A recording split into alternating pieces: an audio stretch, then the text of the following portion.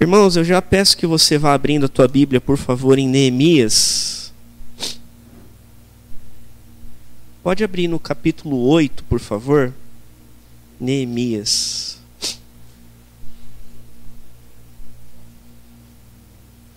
Hoje é o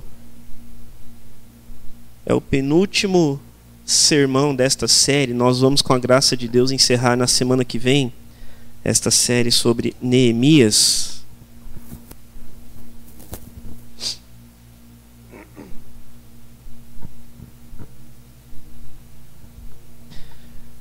Neemias, você pode abrir aí no capítulo 8, por favor,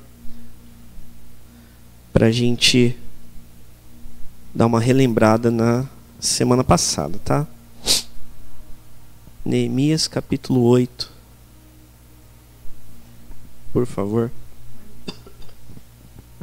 Hoje nós vamos fazer diferente, nós vamos orar antes de fazer a leitura, tá bom? Neemias, pode abrir no capítulo 8, por favor.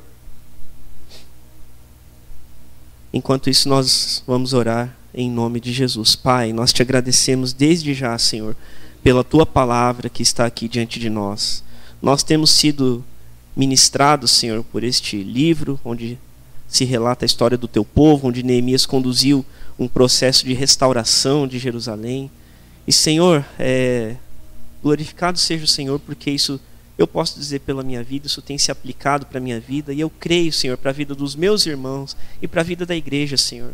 E isto tudo para a tua glória, Senhor. Nós pedimos que o Senhor continue nos ministrando, Senhor, através desta história, através desta palavra, Senhor. Em nome de Jesus, que o Senhor fale com cada um de nós, comigo e com os meus irmãos, aquilo que nós precisamos entender com esta palavra, Senhor. Aquilo que o Senhor quer nos ministrar, Senhor.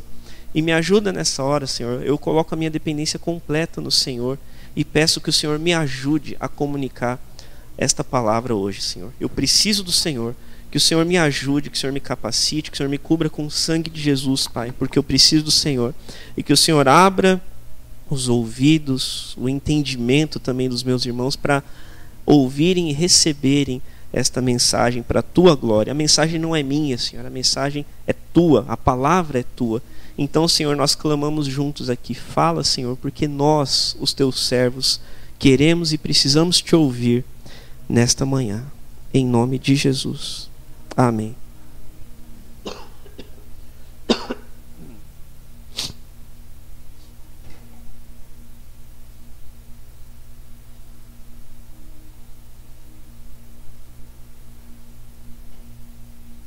Irmãos, eu quero apenas lembrar onde nós paramos na semana passada. Aqueles que estavam presentes ou que porventura ouviram a postagem feita no YouTube, né, durante a semana, lembram que no capítulo 8, dos versos 1 ao 12, Esdras, o escriba, né, o sacerdote, ele leu a lei, a palavra da lei diante do povo, né, e ele fez a leitura, o povo todo se reuniu, várias faixas etárias se reuniram, não só homens, como eram normalmente contados, mas também as mulheres, as crianças, os jovens, os idosos, todos que podiam entender a palavra se reuniram ali para escutar a leitura de Esdras sobre a lei, né? E ele passou uma manhã inteira lendo, e o fato é que quando, em um dado momento, os levitas iam explicando o que aquela palavra queria dizer, iam ministrando o povo, né, enquanto Esdras fazia aquela leitura, e em um dado momento o povo ele começa a prantear, ele começa a chorar copiosamente por conta do convencimento dos pecados que eles estavam praticando, né? Foi isso que aconteceu no capítulo 8. Mas Neemias e os demais ali, as demais lideranças que estão ali, eles exortam o povo, eles chamam o povo a não se entristecerem, apesar dos seus pecados, de serem convencidos pela palavra. Mas eles falam para o povo: não chorem, pelo contrário, se alegrem porque este dia o Senhor fez e a alegria do Senhor é a sua força, né? Foi isso que eles falaram. Então o povo ali se alegrou, e mais adiante nós, não lembro agora qual versículo exatamente, mas fala que eles foram tomados de uma alegria como nunca antes, né? Desde um longo período, pelo menos, né? Eles foram tomados dessa alegria. E nós lemos até o versículo 12, tá?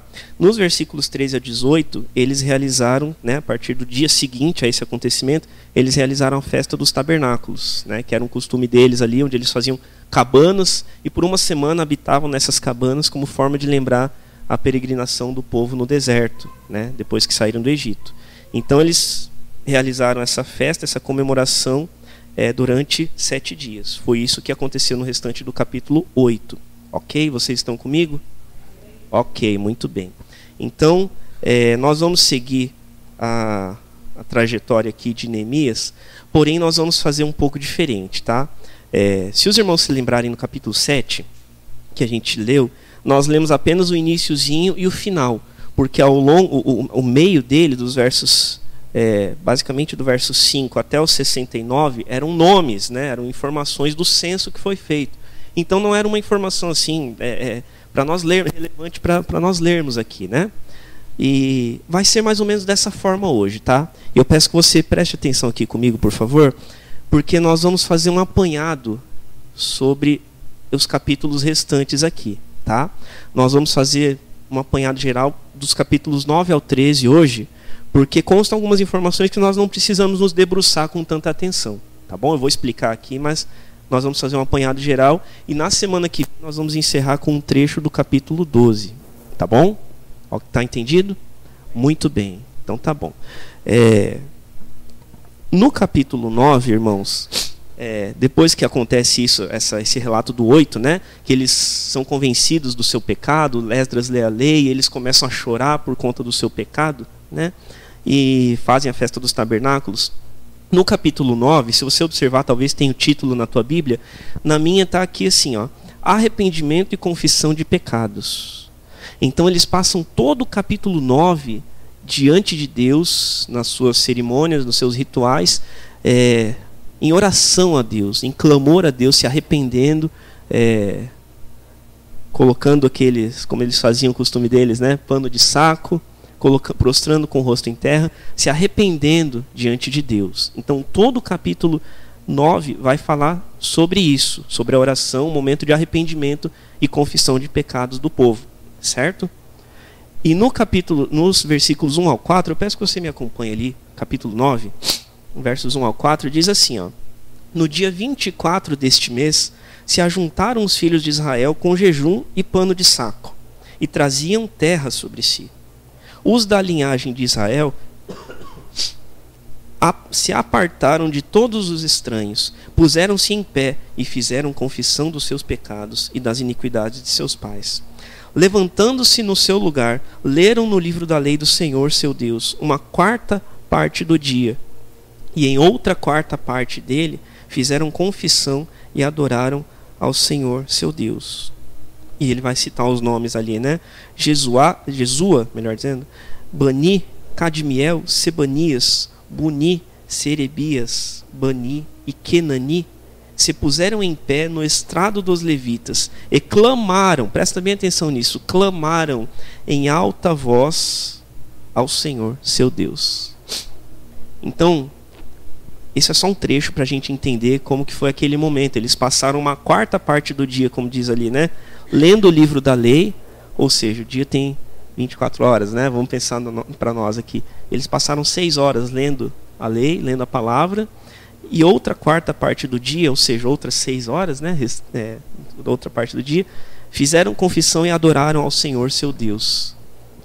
Esse povo ficou 6 horas se alimentando da palavra e outras 6 horas em oração, prostrados diante de Deus, se arrependendo dos seus pecados.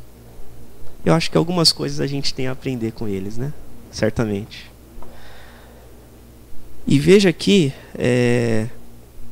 deixa eu voltar aqui. No finalzinho do versículo 4, né, ele fala os nomes dos levitas que estavam ali, conduzindo aquele momento, e diz que eles clamaram em alta voz ao Senhor, seu Deus. Eu até pedi para você prestar atenção na hora que eu estava lendo.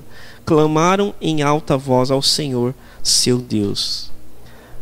Eu acho que aos momentos, né, a palavra fala que há tempo para tudo, mas aos momentos em que nós temos que orar silenciosamente, né, no nosso interior, no nosso coração, há os momentos de nós orarmos publicamente, né, como às vezes fazemos aqui, e eu entendo que é o momento de nós clamarmos. Eu quero que você, assim, em nome de Jesus, que você entenda isso. Há um momento de nós clamarmos. E o que ele diz que é clamar aqui, ó? Clamaram em alta voz. Irmãos, nós precisamos muitas vezes clamar a Deus. Clamar a Deus. Nós podemos ter esse momento na nossa casa, né? No nosso particular, como se fala hoje muito no secreto, né? Nós podemos ter esse momento de clamar a Deus na nossa casa, mas é importante nós termos esse momento aqui juntos. Juntos, nós precisamos clamar. Clamar, erguer a nossa voz. Muitas vezes nós erguemos a nossa voz para como eles fizeram ali no capítulo 3, 3 ou 5, se não estou enganado, quando houve aquele atrito, né, entre o povo, eles clamaram uns contra os outros. Eles reclamaram uns contra os outros. E às vezes a gente clama para reclamar, né? Clama assim, no sentido de erguer a voz, para reclamar, para murmurar. Mas a gente não clama, não ergue a voz, não fala em alta voz para orar a Deus. Muitas vezes a gente ergue a voz para falar mal um do outro. Muitas vezes a gente ergue a voz para fazer a fofoca. Muitas vezes a gente ergue a voz para tantas coisas, para exigir o nosso direito. Não, é meu direito, é meu. Mas quando é para clamar a Deus, erguer a voz para orar e pedir misericórdia de Deus juntos, ou no seu particular, a gente não faz. E isso eu estou incluso, tá? Não se enganem. Primeiro pastor, eu sempre falo, primeiro o pastor recebe a pancada mais forte da palavra, né? Aí depois ele distribui. Primeiro é para o pastor. Então, assim, às vezes a gente precisa entender isso aqui, clamar. O que é clamar? Em alta voz, implorar misericórdia diante de Deus em alta voz. Porque aí sim Ele vai nos ouvir em nome de Jesus. Não por causa do volume, mas pelo nosso coração. Mas há os momentos para se orar silenciosamente, há os momentos para se clamar. Eu creio muito nisso. E eles seguem então clamando em alta voz no capítulo 9, né? Essa oração de confissão, de arrependimento de pecados. Como eu falei, nós não vamos nos debruçar por completo na leitura de todo o texto, tá? Mas como eu falei, todo o capítulo 9 é a confissão deles, certo? Aí eu peço que você vá lá para o último versículo do capítulo 9, verso 38, que ele já emenda com o capítulo 10, né? E o capítulo 10, na minha Bíblia, inclusive, ele tem o título do seguinte: A aliança do povo sobre guardar a lei. A aliança do povo sobre guardar a lei. Então eles confessam seus pecados em todo o capítulo 9, eles se arrependem, e a partir do capítulo 10, do 9, 38 na verdade, né? E o capítulo 10, eles firmam uma aliança diante de Deus para seguir a lei, para obedecer ao Senhor. Certo? Vocês estão comigo? Vocês estão comigo, amém, graças a Deus. Então, isso começa a ser relatado ali no 9:38, né? Capítulo 9, verso 38. Leia ali comigo, por favor. Está projetado ali também, né? Por causa de tudo isso, estabelecemos aliança fiel e o escrevemos. E selaram-na os nossos príncipes, os nossos levitas e os nossos sacerdotes. Certo? Então eles escreveram alguns termos ali, vamos colocar assim, algumas cláusulas que eles se comprometeram em cumprir em obediência a Deus, firmando um compromisso, uma aliança com Deus, depois de um tempo de desobediência. Desobediência, tanto é que eles se arrependeram aqui no capítulo anterior, né? Então eles firmam novamente essa aliança com Deus. E se você observar comigo ali também, ele fala ali vários nomes, né? Mas se você observar no capítulo 10, versos 28 a 29, o texto fala o seguinte, Neemias 10, versos 28 e 29.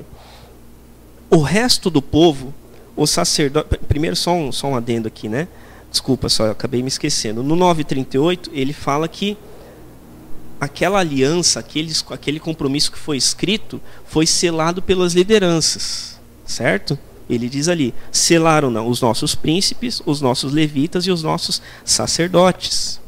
Então a liderança do povo como um todo, a liderança religiosa, selaram, afiançaram aquela aquela aliança que foi passada limpo, certo? E aí no versículo 28 e 29 diz assim: o resto do povo, os sacerdotes, os levitas, os porteiros, os cantores, os servidores do templo e todos os que se tinham separado dos povos de outras terras para a lei de Deus, suas mulheres, seus filhos e suas filhas, todos os que tinham saber e entendimento, todos estes, verso 29, firmemente aderiram a seus irmãos. Seus nobres convieram numa imprecação e num juramento de que andariam na lei de Deus, e que foi dada por intermédio de Moisés, servo de Deus, de que guardariam e cumpririam todos os mandamentos do Senhor nosso Deus, e os seus juízos e os seus estatutos. Aqui acho que está mais do que claro de que eles realmente se comprometeram em obedecer à lei de Deus, obedecer ao Senhor, prestar obediência a Ele, certo? Aqui eu acho que esse texto deixa muito claro isso, né? E aí ele, não vamos ler o restante ali, porque ele segue falando os termos dessa aliança, desse compromisso, tá? Mas o fato é que eles não deixaram margem para dúvidas de que todos se comprometeram em obedecer a Deus. Começando pelos líderes que assinaram a carta, assinaram os termos, e o restante do povo. Veja que ele fala, ele não se concentra apenas na liderança. Ele fala do restante do povo, né? Verso 28. Resto do povo, sacerdotes, levitas, porteiros, cantores, servidores do templo e todos os que tinham separado. E aí segue o texto. Não era só a liderança, não era só um grupo, não era só um nicho.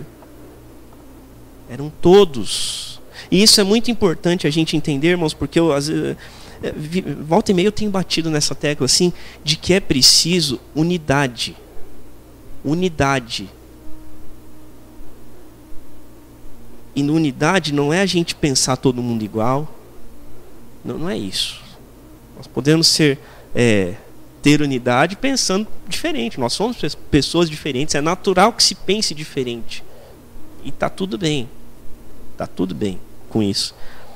Mas aqui, veja que ele preza muito pela unidade aqui nesse livro. Todos se levantaram para trabalhar na muralha. Todos se colocaram para ouvir a lei e depois para confessar os seus pecados. Todos assumiram um compromisso de obedecer a Deus. Não é para um ou para outro. É aquela analogia que Paulo vai fazer mais tarde sobre o corpo de Cristo. Se falta uma mão, se falta um pé, se falta uma perna, o corpo está incompleto. E a gente precisa entender isso, irmão, dessa questão de unidade. Sobre o que eu falei agora há pouco, sobre o clamar juntos. Juntos, em unidade. No mesmo propósito, na mesma direção. E lá mais tarde a palavra vai dizer, palavras de Jesus, né, que um reino dividido ele não subsiste, ele não prospera, ele não vai adiante. No próprio povo de Israel, a gente tem aqui na palavra, o reino se dividiu, né? Israel e Judá. Olha o tanto de sofrimento que esse povo passou, porque se dividiu. Eu penso de um jeito, eu vou para cá. Não, eu penso de outro jeito, eu vou para lá. Ninguém chega a lugar nenhum. Chegaram aonde? Na escravidão. Foi aí que eles chegaram. Unidade. Unidade. Seguindo ali, como eu falei, o restante do capítulo 10 são os termos da aliança, do compromisso firmado diante de Deus. No capítulo 11, nós temos ali mais algumas informações também. São questões mais objetivas, assim, no sentido da distribuição de quem ficou morando em cada local depois da reforma, né? Eles refizeram os muros de Jerusalém, colocaram os portões, foram reconstruindo a cidade, mas dos versículos 1 ao 19 ele aponta quem ficou morando em Jerusalém, certo? Depois da reconstrução, depois da restauração. Dos versículos, e ali ele vai são mais questão de nomes. Se você observar ali, são mais nomes que são citados. Então a gente não precisa hoje se debruçar sobre isso, tá? Versículos 1 ao 19 é quem ficou em Jerusalém. que ficou dentro da cidade, tá? Versículos 20 ao 24 são os que habitaram nas outras cidades de Judá. Jerusalém era a capital, né? E do 20 ao 24 são aqueles que foram para as outras cidades em volta de Jerusalém, certo? As outras cidades de Judá. Ok? Até aqui, tudo bem? Vocês estão comigo? Muito bem. E dos versículos 25 ao 36 são aqueles que ficaram morando em aldeias, em vilarejos, em locais menores, tá? Em volta ali também de Jerusalém, tá bom? Basicamente o capítulo 11 fala a respeito disso para nós, tá bom? Por isso que nós não vamos nos debruçar sobre ele, tá? Mas ele fala sobre isso. O capítulo 12 fala sobre os sacerdotes. Ele inicia falando, né, versículos 1 ao 26, ele fala sobre os sacerdotes que vieram para Jerusalém, que permaneceram em Jerusalém. E ele vai nomeando ali todos, né? São estes os sacerdotes e levitas, versículo 1, né? Que subiram com Zorobabel, filho de Sealtiel, e com Jesua. Aí ele vai falando os nomes, né? A partir do verso 1 e vai até o 26 ali, falando os nomes, tá bom? Mas perceba o seguinte, nessa leitura que eu fiz aqui do versículo 1, eu peço que você preste atenção aqui, que de fato subiram até Jerusalém sacerdotes e levitas. Sacerdotes e levitas. Então o que isso aqui está nos dizendo? Está falando para nós que Jerusalém não ficou desguarnecida, desamparada de liderança espiritual.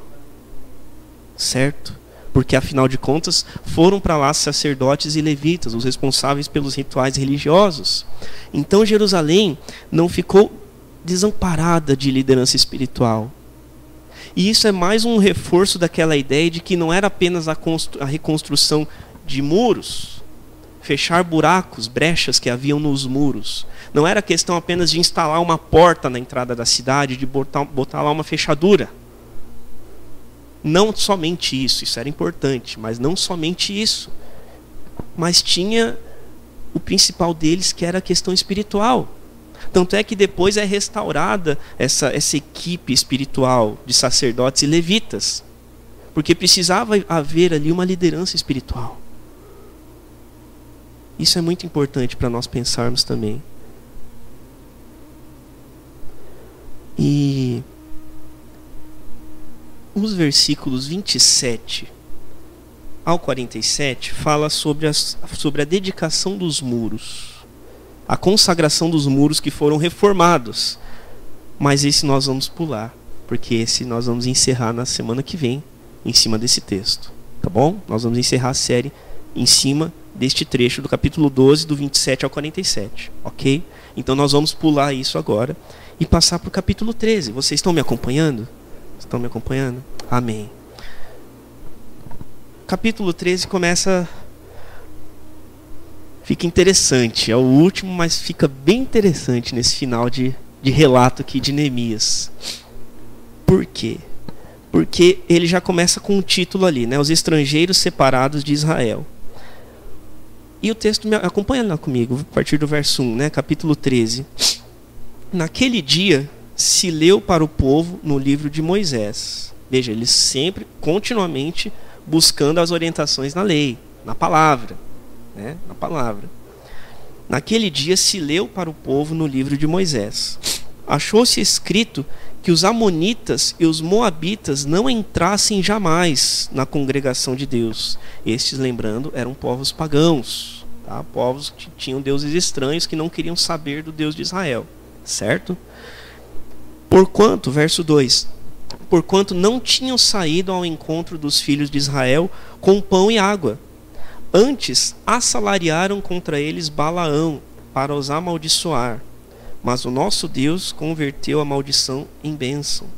Ouvindo eles, o povo, esta lei, apartaram de Israel todo elemento misto. Então ele está fazendo referência aqui aos amonitas e moabitas, né, esses povos pagãos, naquele texto bem conhecido sobre Balaão, né, onde teve o encontro com a jumenta, né, toda aquela situação onde a jumenta a através de Deus, né? O alertou, né? O salvou, né? Senão o anjo ia dar cabo dele, né? E esse profeta, ele foi pago por pessoas destes povos, amonitas e moabitas, para trazer uma palavra de maldição contra Israel, né? Mas o Senhor mudou a circunstância ali, como ele diz, né? Transformou a maldição em bênção. Então o que acontece? Ele está dizendo isso por quê? Porque havia ali, como ele diz, elementos mistos, né? E o povo de Israel, assim, não vamos falar só deles, vamos falar de nós, né? O povo de Israel gostava de pecar, né? Gostava de pecar, porque eles gostavam muito desse negócio de se dar em casamento, misturar os povos, o povo de Deus, né, o povo escolhido, a nação de Israel, com povos pagãos. E isso estava expresso na lei, que era algo que era contra os princípios de Deus, mas eles gostavam muito de fazer isso, se misturar com outros povos, se dar em casamento com outros povos, né? E ele está falando disso aqui, né? Os estrangeiros separados de Israel. E aí, ouvindo isto, eles, né, versículo 3, ouvindo o povo esta lei, apartaram de Israel todo elemento misto. Então eles chegaram aqui nesse momento, viram na lei, foram novamente impactados, né, pela lei. Eles falaram: não, chega, tem que ter um romper, tem que ter um momento em que essas coisas estranhas não vão estar mais no nosso meio. Tem que tirar. Tem que tirar isso. Isso aqui que não é de Deus tem que tirar.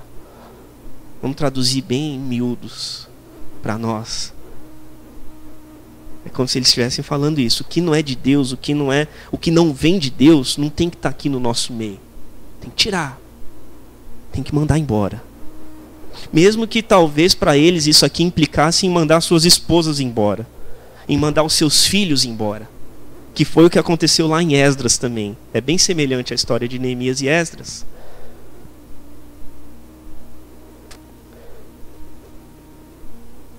Seguindo ali nos versículos 4 ao 9, os irmãos se lembram de Tobias? Tobias? Acho que não. Tobias foi o maior opositor do povo aqui nessa história de Neemias. Foi aquele que levantou falso testemunho, foi aquele que quis atrair Neemias para uma armadilha. Ele queria que a obra da muralha, dos muros de Israel parasse, de Jerusalém, melhor dizendo, parasse a qualquer custo. Foi aquele que encabeçou a oposição ao povo de Israel. O maior inimigo do povo de Israel nessa história aqui foi Tobias, certo? Depois ele foi angariando mais pessoas, o Sambalate, o outro lá, o Arábio, o Gesem, e aí foi aumentando o povo. Mas o cabeça dos inimigos era o Tobias. E vai falar sobre Tobias aqui nos versos 4 e 9. Eu peço que você me acompanhe ali, por favor. Ora, antes disso, Eliasibe, sacerdote encarregado da câmara da casa do nosso Deus, do templo, né, se tinha aparentado com Tobias.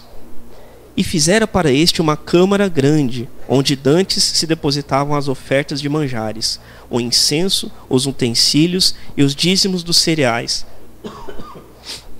do vinho e do azeite, que se ordenaram para os levitas, cantores e porteiros, como também contribuições para os sacerdotes.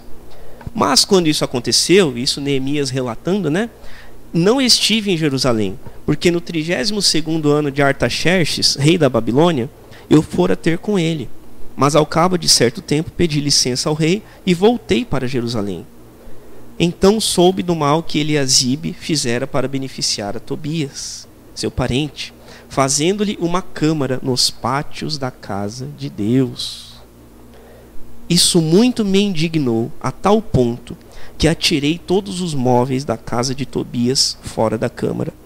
Então ordenei que se purificassem as câmaras e tornei a trazer para ali os utensílios da casa de Deus, com ofertas de manjares e o incenso. Vamos entender o que aconteceu aqui? Vamos destrinchar um pouquinho mais isso aqui. Tá? Como eu falei, está ficando interessante esse último capítulo. Eu acho que o nível de... quando eu falo isso, eu penso numa barrinha assim, de energia, sabe? Acho que o nível de paciência de Neemias ao longo do tempo foi caindo, né? Imagino eu. Porque olha o que aconteceu aqui. Olha o que aconteceu aqui. Só para dar um destaque aqui, versículo 6, ele fala que nessa parte do relato, ele não estava em Jerusalém, porque ele havia voltado para a Pérsia no 32º ano. Ele havia ido para Jerusalém no 20º ano do reinado de Artaxerxes, né, o rei da Pérsia. Ele era funcionário, lembrando, ele era copeiro do rei da Pérsia. E no ano 20 do reinado dele, ele vai para Jerusalém para começar toda essa obra. E retorna para lá no ano 32, ou seja, ele fica 12 anos conduzindo essa reforma em Jerusalém, essa restauração. E aí ele volta. Ele tinha se comprometido com o rei que ele ia voltar lá no capítulo 2. E ele retorna. Fica um tempo lá, estudos falam que é pelo menos um ano, talvez um pouco mais, mas pelo menos um ano ele ficou lá na Pérsia novamente, e o povo levando a sua vida, conforme os termos que ele havia deixado lá. E aí, enquanto ele está fora, lá na sua tarefa de copeiro do rei, lá na Pérsia, eis que este cidadão aqui, Eliasibe, sacerdote, que havia se aparentado com Tobias, eram parentes ali de alguma maneira, não se fala do que tipo de parentesco, né? Mas Eliasibe, ele resolve dar uma forcinha para Tobias, para o maior inimigo do povo, né? Naquela situação. E Eliasibe, lembrando, ó, se nós voltarmos ali no capítulo 3, onde fala de quem trabalhou na reforma do muro, Neemias 3:1 nos diz o quê? Ó?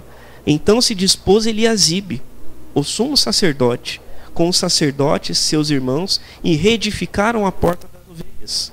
Consagraram-na, assentaram-lhe as portas e continuaram a reconstrução, até a torre do Sem e a torre de Ananeel.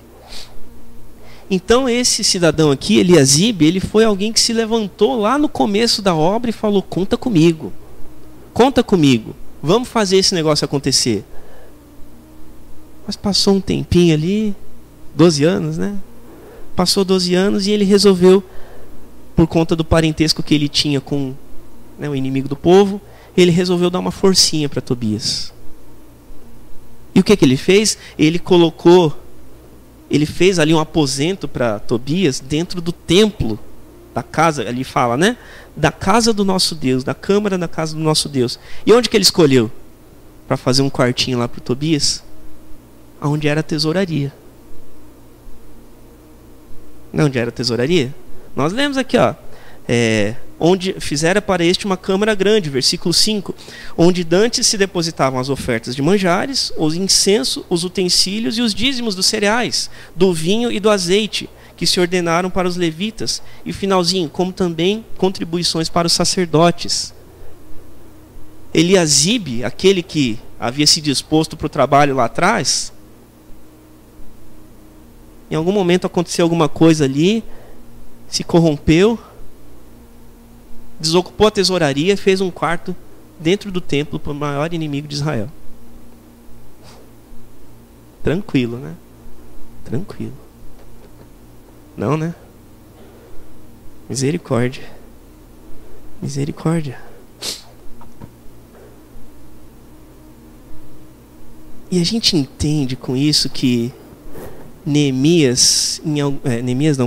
Eliasibe, esse sacerdote que fez isso, em algum momento de um sacerdote comprometido, de alguém que estava ali, que vestia a camisa para o trabalho, que podia contar com ele, em algum momento aconteceu alguma coisa que ele visou os próprios interesses dele.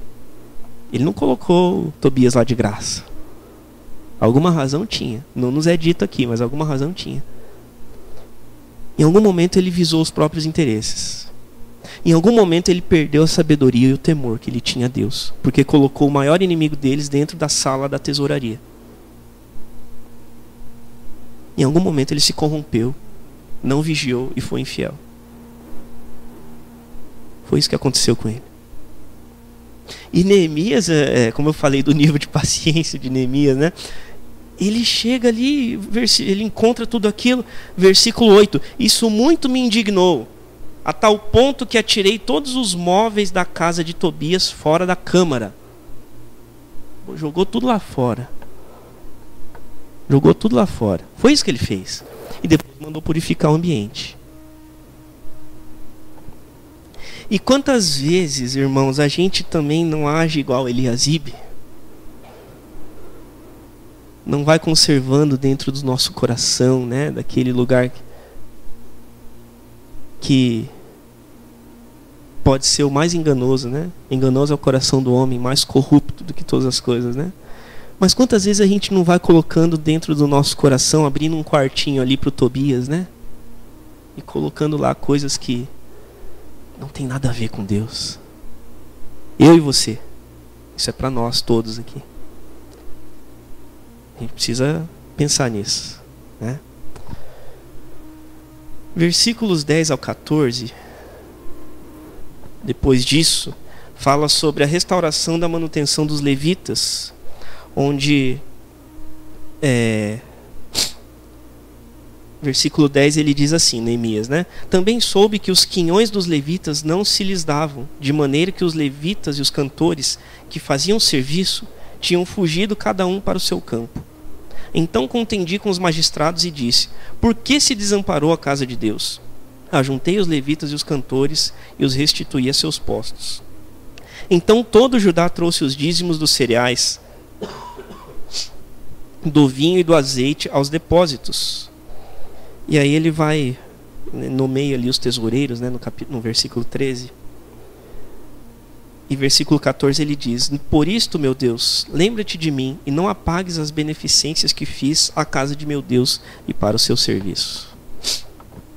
Por vezes ele encerra alguns momentos assim, colocando diante de Deus, pedindo para que Deus tenha misericórdia dele, se lembre dele, né?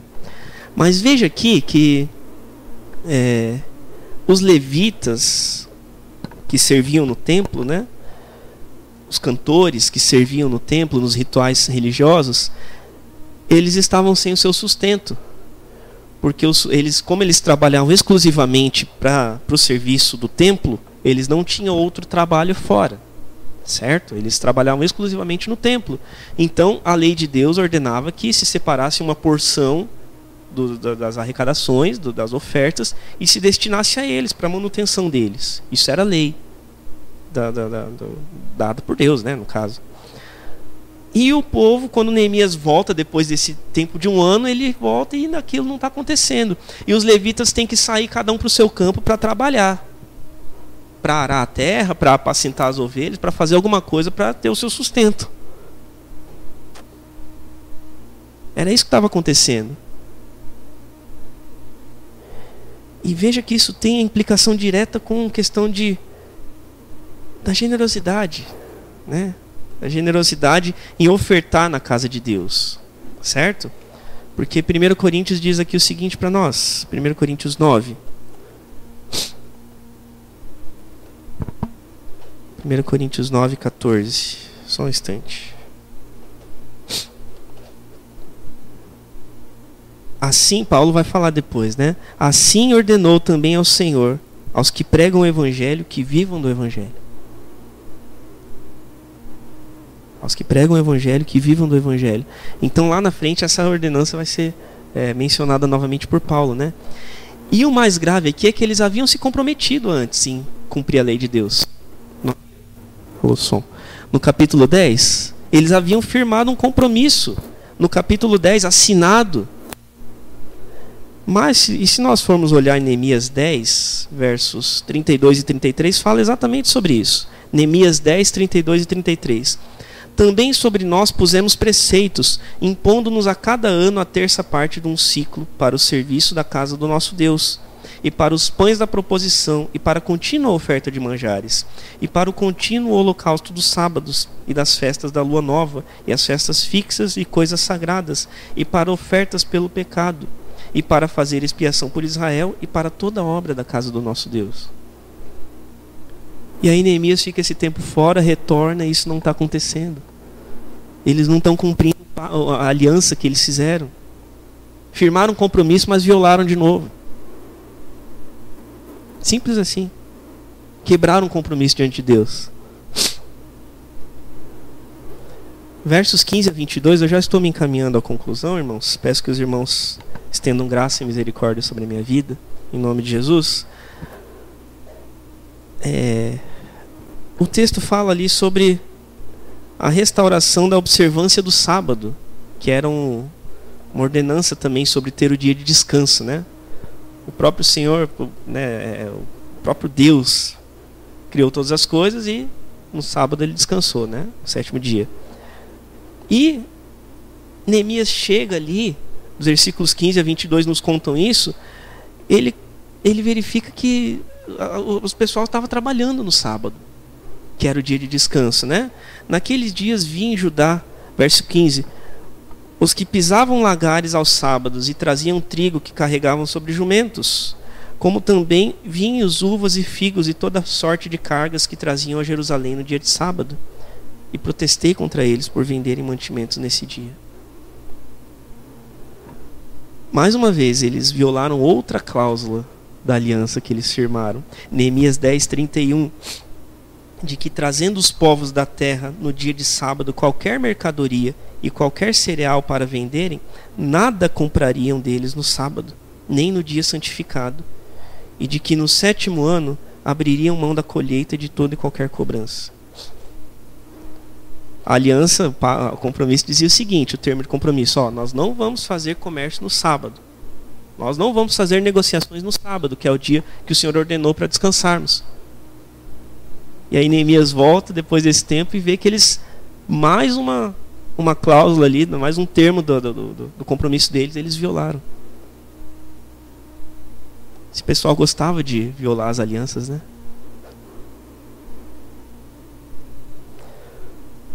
Será que só eles, né? Que Deus tenha misericórdia de nós, né? E Neemias, ele se posicionou para que esse descanso fosse retomado pelo povo. E nós lemos isso ali, mais adiante, versículo 19. Dando já sombra às portas de Jerusalém antes do sábado, ordenei que se fechassem, e determinei que não se abrissem, senão após o sábado. Às portas coloquei alguns dos meus moços, para que nenhuma carga entrasse no dia de sábado. E olha que mais impressionante, no texto nos diz, a partir do verso 20... Então os negociantes e os vendedores de toda sorte de mercadorias pernoitaram fora de Jerusalém, uma ou duas vezes. Os comerciantes chegaram das outras cidades, ficaram lá no portão, do lado de fora da cidade, esperando abrir, para negociar com o povo, no sábado, como eles vinham fazendo já há um tempo. E verso 21 diz, o relato aqui, protestei, pois, contra eles, e lhes disse, por que passais a noite defronte do muro? Se outra vez os fizerdes, lançarei mão sobre vós. Daí em diante não tornaram a vir no sábado. Neemias dá uma enquadrada nesses caras ali. Fala, vou prender vocês. Se vocês voltarem aqui e fizerem isso de novo, eu vou prender vocês. Vocês estão fazendo o povo pecar. Não é para comercializar nada no sábado. Sábado é o dia do Senhor, é o dia do descanso, né? Segundo a lei. Se vocês voltarem aqui, eu vou prender vocês. Bem grosso modo, né? Nível de paciência baixíssimo. Versos 23, a partir do versículo 23, condenação do casamento misto. Aqui ele fala sobre, mais uma vez, eliminar toda a estrangeirice do meio do povo, né? Por meio dos casamentos mistos. Falei aqui que eles gostavam de casar com os povos estranhos, né? Povos pagãos, no caso, né? Nesse sentido. E olha, Esdras teve o mesmo problema, irmãos. Passou pela mesma situação. Agora observe ali, versículo 23. Nível de paciência 0 de Neemias. Vi também naqueles dias, verso 23, que judeus haviam casado com mulheres asdoditas, amonitas e moabitas. Ele fala especificamente dos amonitas e moabitas no início do capítulo, né? Para não se juntar. Sobre a situação de Balaão ali, ele lembra, né? Não era para se juntar com esses povos. E Neemias chega lá e viu que esse povo tinha se misturado, tinha se embrenhado ali no meio do povo judeu. Verso 24, seus filhos falavam meio asdodita e não sabiam falar judaico, mas a língua de seu respectivo povo. Versículo 25, agora sim, nível 0 de paciência. Contendi com eles, eu os amaldiçoei e espanquei alguns deles. E lhes arranquei os cabelos e os conjurei por Deus, dizendo, não dareis mais as vossas filhas a seus filhos, e não tomareis mais suas filhas, nem para vossos filhos, nem para vós mesmos. Não pecou nisto Salomão, rei de Israel? Todavia, entre muitas nações não havia rei semelhante a ele, e ele era amado do seu Deus, e Deus o constituiu rei sobre todo Israel. Apesar disso, as mulheres estrangeiras o fizeram cair no pecado. A paciência acabou aqui.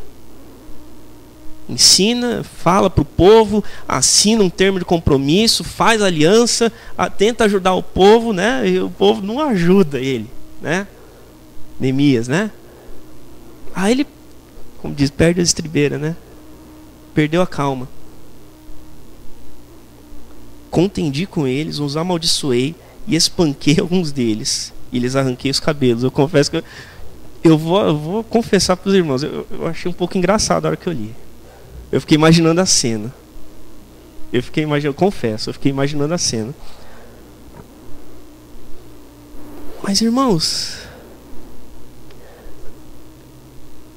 às vezes precisa uma atitude mais efetiva, mais forte para resolver uma situação. Não estou falando aqui de espancar ninguém, tá? Por favor. Que fique claro. Se não está claro, que fique claro aqui. Não estou falando isso. Mas às vezes precisa uma atitude mais efetiva.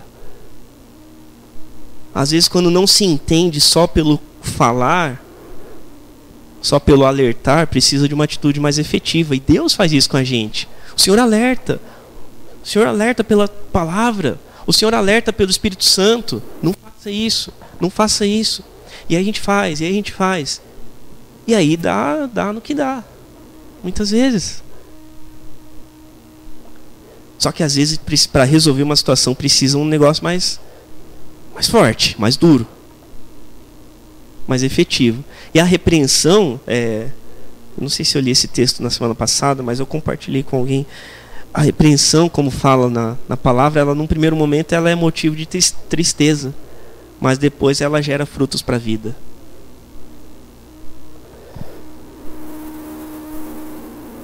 E eu quero, irmãos, dizendo que em toda essa trajetória de Neemias que a gente acompanhou, em toda essa reestruturação, essas reformas, essas renovações que ele estava fazendo, Neemias ele orava e pedia misericórdia a Deus, pedindo que se lembrasse dele para o seu bem. Lembra-te de mim, Senhor, para o meu bem. E Neemias, ele, literalmente, nós vimos aqui, né? Ele lutou, literalmente, né? Até o último momento, para manter as coisas em ordem, para livrar a si mesmo e livrar o povo de pecar contra Deus. Que seja assim comigo e com você, que a gente lute até o último momento para cuidar dos nossos, da nossa casa, da nossa igreja, daqueles que estão sob a nossa responsabilidade, que a gente lute por isso.